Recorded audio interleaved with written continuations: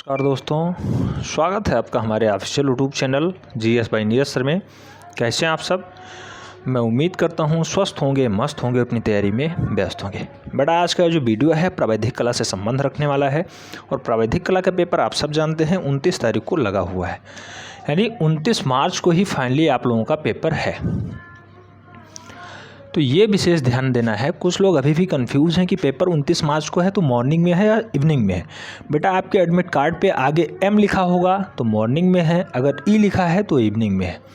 मैं बताता हूँ प्रत्येक दिशा में आपका पेपर मॉर्निंग शिफ्ट में ही है। लगभग हमारे पास 100+ एडमिट कार्ड आए हैं जिसमें सभी का मॉर्निंग शिफ्ट दिखा रहा है, इसलिए शाम वाले पाली में कोई चांस ही नहीं बनता, क्योंकि आपका जो परीक्षा का शेड्यूल आया था जिसे हम लोग स्कीम के नाम से जानते हैं, स्कीम में भी फाइनली मॉर्निंग शिफ्ट ही दिखा रहा था, तो मॉर्निंग शिफ्ट में ही है। मॉर्निंग शिफ्ट कब होती है बेटा?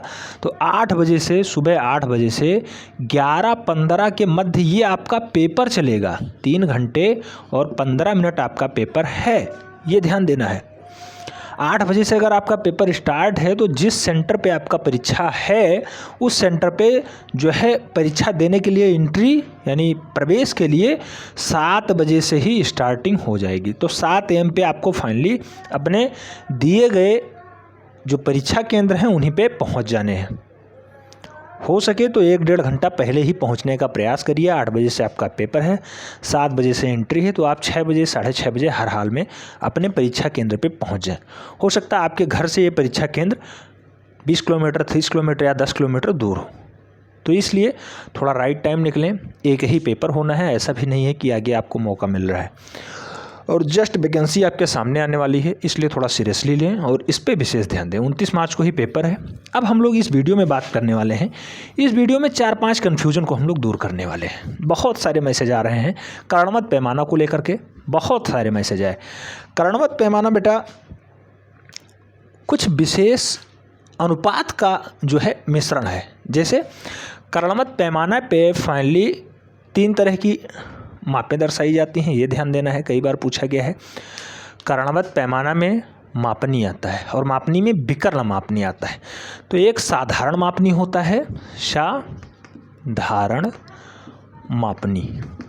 बेटा जो ये साधारण मापनी है ये मूल रूप से 2 मापों को मापती है। 2 माप, ये मीटर और डेसीमीटर माप लेगी, मीटर और डेसीमीटर। इसी में एक मापनी आती है, इसे साधारण मापनी नाम देते हैं। दूसरा है विकर्ण मापनी। विकर्ण मापनी, विकर्ण मापनी आपके सिलेबस में है, साधारण मापनी भी आपके सिलेबस में है। दोनों से क्वेश्चंस बने हैं। जो विकर्ण मापनी है ये टोटल 3 मापों को दर्शाती है। जैसे मीटर और डेसीमीटर मापती है, ऐसी विकर्ण मापनी मीटर भी मापती है, डेसीमीटर भी मापती है, साथ ही साथ सेंटीमीटर भी मापती है। तो मीटर, डेसीमीटर और सेंटीमीटर को मापने का काम जो है वो विकर्ण मापनी के अंडर में आता है। इस तरह से ये टोटल 3 मापों को मापती है। दोनों प्रश्न कई बार रिपीट हुए हैं। इसके साथ साथ विकर्ण मापनी में एक फैक्टर आता है RF, निरूपक भिन्न। निरूपक भिन्न अनुपात है बेटा, निरूपक भिन्न, निरूपक भिन्न। अगर निरूपक भिन्न की हम लोग बात करें तो ये केवल और केवल अनुपात है। किसका अनुपात है? चित्र पे माप बटा वास्तविक माप। चित्र पर माप बटा वास्तविक माप। अब इसे हम लोग समझते हैं। जैसे कोई प्रश्न दिया गया कि चित्र पे माप 10 सेंटीमीटर और वास्तविक डाटा ये प्रदर्शित करता है 50 मीटर को, तो इस विकर्ण मापनी का फाइनली निरूपक भिन्न क्या होगा? तो इस विकर्ण मापनी का RF क्या होगा? तो बेटा जो इसका RF निकलेगा तो RF इक्वल टू होता है चित्र पे माप। चित्र पे माप सदैव छोटा होता है। छोटा मतलब ये होता है कि आपसे कॉपी में कहा जाए कि आप इतनी लंबी रेखा खींचिए, तो आप 50 मीटर लंबी रेखा नहीं खींच सकते, उसको आपको मापना ही पड़ेगा, यानी मानना ही पड़ेगा। मानने के लिए यहाँ दिया गया है कि 10 सेंटीमीटर लंबी रेखा आप खींच दीजिए, जिसे हम लोग 50 मीटर के नाम से जानेंगे। तो ये 10 सेंटीमीटर है। आर एफ इक्वल टू होगा 10 सेंटीमीटर, 10 सेंटीमीटर बट्टा 50 मीटर है। 50 मीटर को सेंटीमीटर में कन्वर्ट कर लेंगे, 100 हो जाएगा, सीएम हो गया, सीएम से सीएम कट गया, 10 से 0 कट गया। इस टाइप से फाइनली जो इसका आर एफ यानी निरूपक भिन्न निकल के आएगा वो निकल के आएगा 1/500। 1/500 इसका राइट आंसर होगा। बहुत बार पूछा गया है। दूसरा एक प्रश्न हम लोग देख लेते हैं, बहुत जटिल प्रश्न है, कई बार पूछा गया है। कहता है 4 × 3 सेमी का आयत, सेमी का आयत जिसका विकर्ण 200 मीटर है, तो ऐसी मापनी का आर एफ क्या होगा, यानी निरूपक भिन्न क्या होगा। अब 4 × 3 सेंटीमीटर का आयत है, तो पहले आपको आयत बनाना होगा। देखते हैं कैसे बनता है। इस टाइप से आयत बनता है बेटा। ये 3 है, ये 4 है, तो ये भी 3 होगा, ये भी 4 होगा। अब चाहे विकर्ण में ये वाला आप डाटा ले लें, चाहे ये वाला डाटा ले लें, दोनों समान ही आएगा। आयत में प्रत्येक कोण जो है ये 90 डिग्री का होता है। चाहे ये लेंगे, सब 90 डिग्री है। ये भी 90 डिग्री है और ये भी 90 डिग्री है। तो जब कोण 90 डिग्री हो जाएगा, एक भुजा 3 है, दूसरी भुजा 4 है, तो बड़ी वाली भुजा कैसे निकालेंगे? पाइथागोरस प्रमेय से निकालेंगे। पाइथागोरस प्रमेय क्या कहता है? छोटी दोनों भुजाओं का स्क्वायर बराबर होता है बड़ी वाली भुजा के स्क्वायर के। जैसे 3 का स्क्वायर बराबर 3 का स्क्वायर प्लस 4 का स्क्वायर इक्वल टू, जो ये डाटा निकल के आया x मान लेते हैं, तो x का स्क्वायर, तो 3 तिहाई 9 प्लस 4 चौको 16, 16 9 25, 25 इक्वल टू एक्स स्क्वायर, यानी x की वैल्यू कितनी निकल के आई? x की वैल्यू 5 निकल के आ गई। x की वैल्यू 5 है और 5 को यहाँ आपके क्वेश्चन में विकर्ण 200 मीटर दर्शा रहा, 200 मीटर। अब इस 5 की वैल्यू को 200 मीटर से दर्शाया गया है। अब आपको प्रश्न सॉल्व करना है, तो इसका आर एफ कैसे निकलेगा? तो आर एफ इक्वल टू होगा 5/200 मीटर। मीटर को भी सेंटीमीटर में कन्वर्ट करना है, 100 से गुणा करना पड़ेगा। इसके बाद इसे भाग देंगे तो 5 चौको 20, 40। इसका जो आर एफ निकल के आएगा 1/4000 निकल के आएगा। 1/4000 इसका जो आर एफ निकल के आएगा। 4 × 3 सेंटीमीटर आयत का विकर्ण 1/4000 निकल के आएगा। ठीक है, समझ में आया ये वाला प्रश्न? अब हम लोग बात करते हैं एक महत्वपूर्ण प्रश्न की तरफ, जो कई बार परीक्षा में पूछा गया है। ये 4-3 वाला डाटा कई बार पूछा गया है, इस पे हम लोग बात कर ले रहे हैं। साथ ही साथ एक डाटा और देखेंगे, उत्सेद अनुविच्छेद लोग अक्सर भूल जाते हैं। बेटा उत्सेद होता है सामने वाला, अनुविच्छेद होता है ऊपर से देखना। जैसे आइए देखते हैं,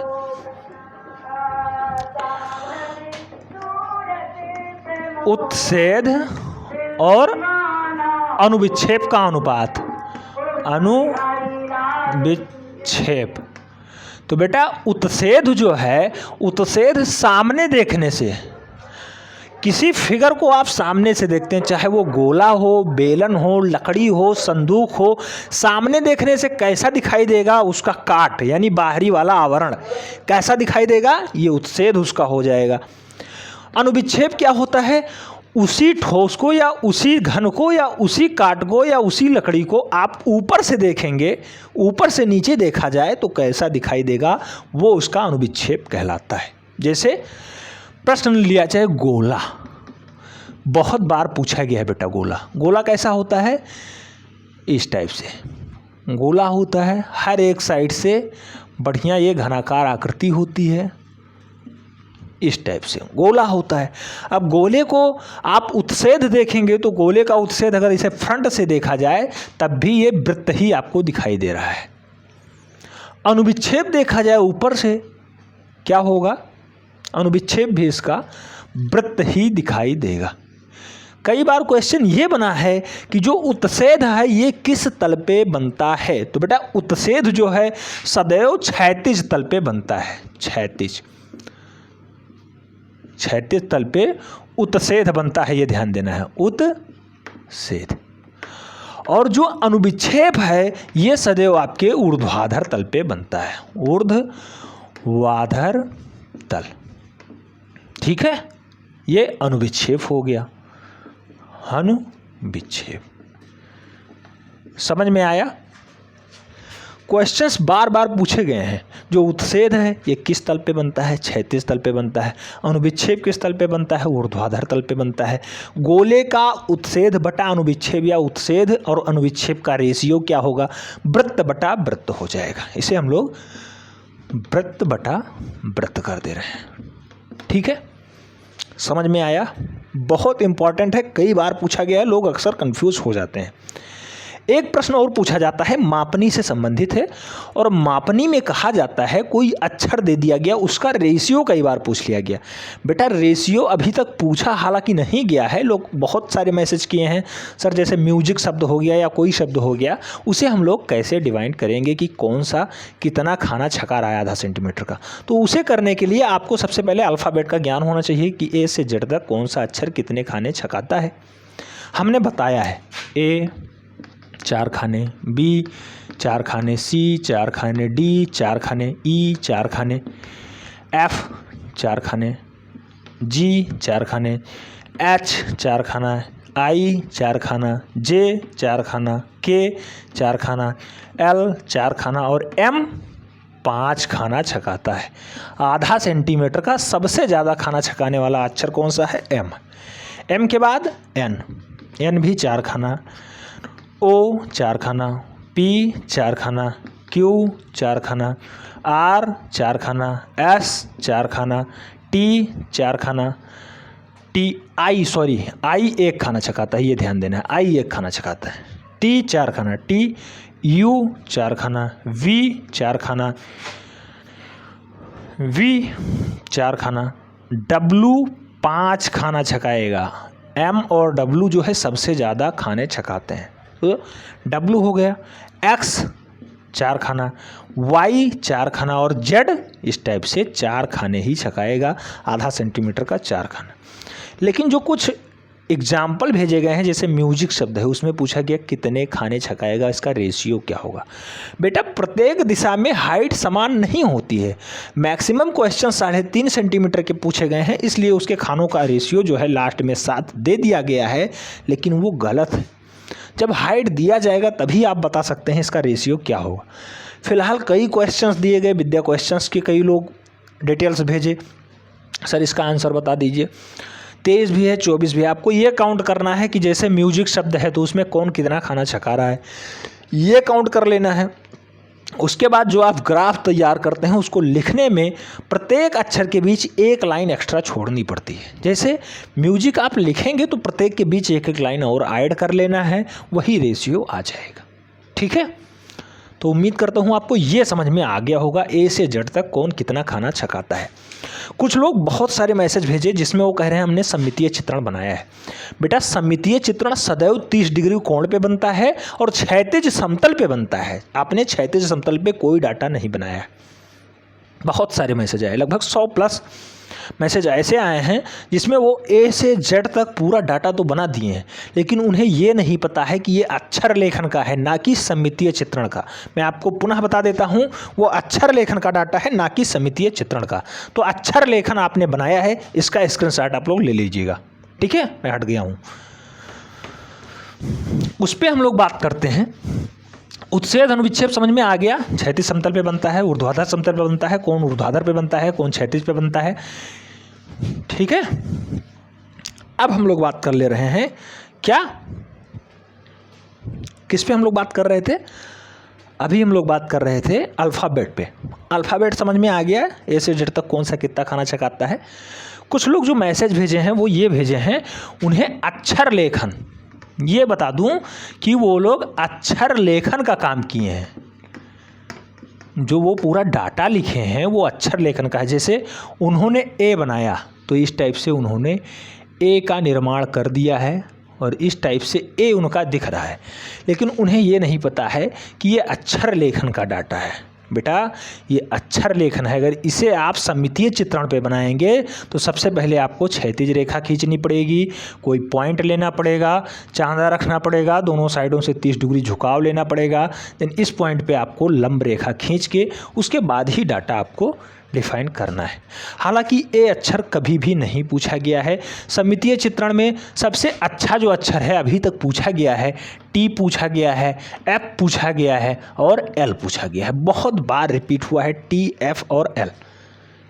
इसे हमने बहुत अच्छे से कराया है प्रीवियस वाले वीडियो में, लिंक डिस्क्रिप्शन बॉक्स में दी हुई है, उसे आप लोग फॉलो करें, बहुत अच्छे से समझ में आ जाएगा। तो ये सममितीय चित्रण नहीं है, ये आपने अक्षर लेखन किया है। अक्षर लेखन सेक्शन बी का पार्ट होता है और सेक्शन बी 16 नंबर का है। हालांकि सममितीय चित्रण भी 16 नंबर का है और सेक्शन ई है।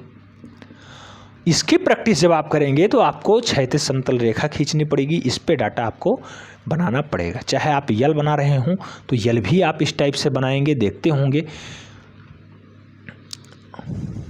आप एल बनाए होंगे तब भी आप इस टाइप से डाटा पूरा मेंटेन किए होंगे। चाहे एल बनाए हों, चाहे एम बनाए हों, चाहे आप टी बनाए हों, कुछ भी बनाए हों, इस टाइप से आप एल बनाए होंगे सममितीय चित्रण में। तो ये पूरा काम जब आप इस पे करते हैं झुकाव के साथ, तब जाके वो आपका सममितीय चित्रण होता है। जो कुछ लोग ग्राफ हमारे पास भेजे हैं वो उनका अक्षर लेखन का काम है, ना कि वो सममितीय चित्रण का है। दोनों में डिफरेंस है, दोनों की रचना विधि अलग अलग होती है। अक्षर लेखन में आपको रचना विधि नहीं लिखनी होती है। सममितीय चित्रण जो सेक्शन ई है यहाँ पे आपको रचना विधि लिखनी होती है। कुछ लोग कन्फ्यूज हैं कि सर सममितीय चित्रण हम लोग किस पे करेंगे। बेटा जिस पे आपको करना है, चाहे आप इस पे करिएगा और चाहे आप इस वाली कॉपी पे करिएगा, जो आपको बेटर लगे उस पे आप लोग कर दीजिएगा। ठीक है, इस वाली कॉपी पे आप कर सकते हैं या इस पे भी कर सकते हैं। पर्याप्त जो है आपके पास जगह होती है। यहाँ पे आपको 20 सेंटीमीटर में सब कुछ डाटा या 25 सेंटीमीटर में कहा जाता है, वही आपको करना है। 20 से 25 सेंटीमीटर में करेंगे इतने में आ जाएगा। ये जरूर ध्यान देना है कि जो प्रश्न आपको सॉल्व करना है उसका खंड, सबसे ऊपर पहले खंड लिखिए, उसके बाद प्रश्नोत्तर नंबर लिखिए। पहले खंड लिखिए, फिर प्रश्नोत्तर नंबर लिखिए। जैसे आप सबसे लास्ट वाला सेक्शन एफ कर रहे हैं तो सेक्शन एफ लिखिएगा। प्रश्नोत्तर नंबर फला, स्मृति चित्रण कर रहे हैं कि वस्तु चित्रण कर रहे हैं कि प्रकृति चित्रण कर रहे हैं, ये नाम लिखिएगा। उसके बाद आप चित्रण करिएगा। चित्रण करने के बाद फाइनली उसका नाम लिखिएगा। और अगर रंग भरना है, आपने वस्तु चित्रण या प्रकृति चित्रण किया है तो रंग भी आपको भरना पड़ेगा, वो आपको करना है। और उसके बाद आपको चारों साइडों से अंडरलाइन आवश्यक करनी है। अंडरलाइन करेंगे, एग्जामिनर को देखने में अच्छा लगेगा, आपको 30 नंबर दे देगा। कुछ लोग कह रहे हैं ये वाला ग्राफ मेरे लिए पर्याप्त नहीं है। बेटा इस ग्राफ पे आप क्या करेंगे, इतना बड़ा एक साइड में डाटा दिया गया है, इतना जगह दूसरी साइड में है। अगर आप पूरा आलेखन का काम कर रहे हैं तो इसमें आप यहाँ से मान लो अक्षर लेखन का काम किए तो आधे में अक्षर लेखन बहुत अच्छे से हो जाएगा। हमें तो लगता है इतने में ही हो जाएगा, लेकिन मान लो आप ज़्यादा समय लेते हैं, आधे में आपका अक्षर लेखन हो गया, आधे में आप सममितीय चित्रण वाला काम कर दिए, उसकी रचना विधि भी लिख दी। इस साइड वाला जो पोर्शन बचता है, इस साइड वाले में आप पूरा जो है वस्तु चित्रण, प्रकृति चित्रण या फिर स्मृति चित्रण कर दिए, पूरा पर्याप्त हो गया आपका। ठीक है, तो 16 दूना 32, 30, 62 नंबर आपने इस पे बढ़िया से बना दिया। उम्मीद करता हूँ आप सब इसी पे बनाना। बाकी जो बचता है, बाकी पोर्शन जो बचता है आपका, वो आपको यहाँ करना है। ठीक है, इस पे आराम से सेक्शन ए इस पे करना है। पहले खंड डालिएगा, उसके बाद प्रश्नोत्तर नंबर डालिएगा, उसके बाद प्रश्न, आराम से उत्तर लिख दीजिएगा। ठीक है, तो सेक्शन बी अगर आप लेटर राइटिंग करते हैं तो रचना विधि नहीं लिखनी है। सी, डी और ई पोर्शन में ही रचना विधि लिखनी है। लेकिन अगर आप सेक्शन बी में लेटर राइटिंग नहीं करते हैं, मापनी का क्वेश्चन करते हैं, तो यहाँ भी आपको रचना विधि लिखनी पड़ेगी। और कोई डाउट हो अभी भी पूछ सकते हैं, अच्छे से समझा दिया जाएगा पूरा। जैसे विकर्ण मापनी का कई बार क्वेश्चन आया, एक प्रश्न कई बार आया है, मैं उसे देख लेता हूँ एक बार। जैसे विकर्ण मापनी का एक प्रश्न पूछा जाता है, कई बार पूछा गया है 4 × 3 सेंटीमीटर आयत में विकर्ण मापनी 200 किलोमीटर की दूरी प्रदर्शित करती है, निरूपक भिन्न बताओ। 4 × 3 नहीं चल रहा है, कह रहा है 4 × 3 के आयत का विकर्ण 200 मीटर ही है ना, 200 किलोमीटर की दूरी प्रदर्शित करता है, 200 किलोमीटर की दूरी प्रदर्शित करता है। RF बताओ, RF बताएं। और पूछा गया है कि एक विकर्ण मापनी की रचना करो जिसमें 1 किलोमीटर तक की दूरी पढ़ी जा सके, 355 किलोमीटर दूरी प्रदर्शित करना है। एक विकर्ण मापनी की रचना करो, विकर्ण मापनी की रचना करो जो 1 किलोमीटर तक की दूरी पढ़ सके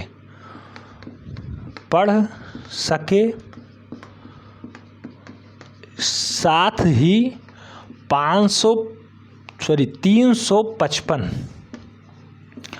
किलोमीटर की दूरी प्रदर्शित करे, प्रदर्शित करे। इसे आपको सॉल्व करना है।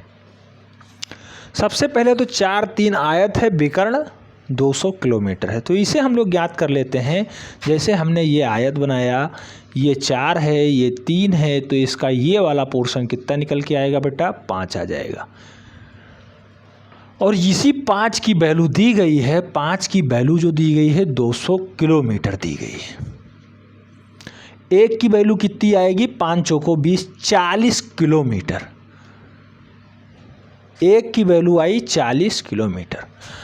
और आपको दर्शाना क्या है? 1 किलोमीटर तक का डाटा दर्शाना है। अब फाइनली आपको 355 किलोमीटर भी प्रदर्शित करना है, ऐसी विकर्ण मापनी बनानी है। तो अगर इसका RF हम लोग निकालें तो RF इक्वल टू होता है चित्र पे माप 1 है, वास्तविक माप कितनी है? 40 किलोमीटर। किलोमीटर को सेंटीमीटर में कन्वर्ट करने के लिए 1000 से गुणा करेंगे। इस तरह इसका जो RF निकल के आएगा 1/40,000 आ जाएगा। तो ये इसका RF हो गया। इतना आपने कर दिया, आधा नंबर आपका पक्का हो गया, यानी 3 नंबर आपको यहीं से मिल गए। आगे अब काम क्या करना है? 1 किलोमीटर तक की दूरी पढ़ना है और 355 किलोमीटर दूरी प्रदर्शित कर देना है विकर्ण मापनी पे। तो आइए हम लोग विकर्ण मापनी का काम स्टार्ट करते हैं। सबसे पहले एक आधार रेखा खींच लेंगे आराम से, ऐसी आधार रेखा पहले खींच लेंगे। उसके बाद 40 किलोमीटर यहाँ पे आ रहा है, ये 1 सेंटीमीटर 40 किलोमीटर को प्रदर्शित कर रहा है। तो अगर हम 10 सेंटीमीटर कर दें तो 400 आ जाएगा, 400 किलोमीटर। तो अगर हम ये वाली रेखा, आइए देखते हैं, अगर हम लोग 10 सेंटीमीटर डाटा निकालें तो ये जो 40 है इसमें भी 10 का गुणा हो जाएगा, तो 10 किलोमीटर। तो ये 400 किलोमीटर का डाटा हो जाएगा। ठीक है, तो हम लोग 10 सेंटीमीटर लंबी रेखा ये खींच लेते हैं पहले। तो ये जो आधार रेखा खींचेंगे ये 10 सेंटीमीटर लंबी होगी। पटरी उठाइएगा, सीधी रेखा बढ़िया खींच दीजिएगा। ये 10 सेंटीमीटर लंबी रेखा है। इसे 4 बराबर भागों में हम लोग बांट दे रहे हैं, 1 2 3 और 4। अब ये प्रत्येक भाग, जैसे इसे हम 4 से भाग दे देंगे, जो 400 को 4 से हमने भाग दिया तो प्रत्येक भाग 100 किलोमीटर हो गया। यानी 100 किलोमीटर ये है, 100 किलोमीटर ये है, 100 किलोमीटर ये है और 100 किलोमीटर ये है। हमें फाइनली 355 किलोमीटर की दूरी प्रदर्शित करनी है। तो इस साइड से हम शुरू करेंगे। यहाँ से अगर हम स्टार्ट करते हैं तो यहाँ से यहाँ तक की दूरी फाइनली 300 किलोमीटर हो जाती है। अब हमें चाहिए कितना? 55 किलोमीटर और चाहिए। 55 किलोमीटर हमें इस वाले खाने में आना है, स्टार्टिंग वाले में, इसमें। तो इसमें आने के लिए जो 100 किलोमीटर है इसे हम पहले 10 बराबर खंडों में बांट लेते हैं। पटरी उठाइएगा, आराम से कट कर लीजिएगा, इससे भी काम हो जाएगा। नहीं तो कुछ लोग कहते हैं आप गलत पढ़ाते हैं। बेटा गलत कुछ भी नहीं है, चाहे आप पटरी से निकालें या फिर यहाँ से तिरछी रेखा खींचें, इसे चाप उठाएं, आराम से कट करें ऐसे 10 बराबर भागों में। उसके बाद यहाँ से लंबवत रेखाएँ खींच के डाटा बनाएं। उससे अच्छा है आप पटरी उठाइएगा और इसे 10 बराबर भागों में बांट लीजिएगा। जब इसे आप 10 बराबर भागों में बांटेंगे तो कुछ इस तरह से 1 2 3 4 5 6 7 8 9 और 10। 5 6 7 8 9 10।